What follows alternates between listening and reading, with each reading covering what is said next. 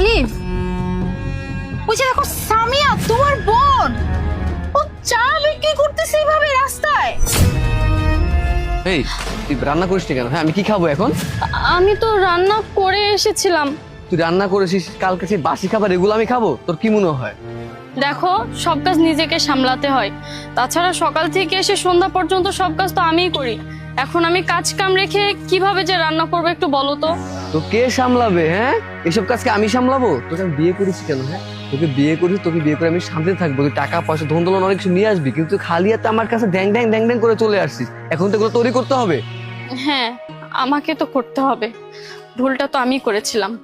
না পারছি তোমাকে ছাড়তে, না পারছি বাবা মার কাছে ফিরে যেতে। এই চুপ কর, তুই কোথায় যাবি? হ্যাঁ তুই কোথাও যাইতে পারবি না, তুই আমার সাথে থাকবি, কথাটা মনে রাখিস। ঠিকই আছে, ওর জীবনের সাথে যা হইতেছে এটা ও নিজে ডিজার্ভ করে, এই জন্য হচ্ছে। কত না করছে, সবাই মিলে বুঝাইছে, আমি বুঝাইছি, কোনো কথা শুনছে? কারো কোনো কথা না শুনে ওই ছেলের হাত ধরে ও চলে গেছে। এখন ওর সাথে যা কিছু হচ্ছে, ওর যে পরিণতি, এইটার জন্য একমাত্র ও নিজে দায়ী। আলিফ, তুমি কি পাগল হয়ে গেছো? ও তোমার আপন বোন, আপন ছোট বোন, আর সেই বোন দেখো রাস্তায় দাঁড়িয়ে এইভাবে চা বিক্রি করতেছে, আর ওর সাথে হাজবেন্ড কি ব্যবহার করতেছে। তুমি তুমি কিছু না বলে তুমি উল্টে এই কথা বলো। তুমি যাও গিয়ে কিছু বলো ওকে, ওই ছেলেটাকে ধরে মারো।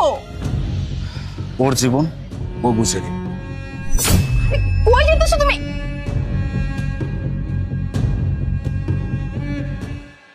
সামিয়া, কি অবস্থা তোর? কি হাল করে রাখছিস তোর নিজের? কি আর বলবো ভাবি, বলো। সাব্বিরকে ভালোবেসে বিয়ে করেছিলাম, তোমাদের কথা কারো কথা না শুনে। কিন্তু সাব্বির আমাকে ভালোবাসতো না, ভালোবাসতো আমার ভাইয়ার টাকা পয়সাকে। যখন খালি হাতে ওর হাত ধরে চলে এসেছি, তারপর থেকে সাব্বির আমার উপর অনেক অত্যাচার করে, আমাকে অনেক কষ্ট দেয়।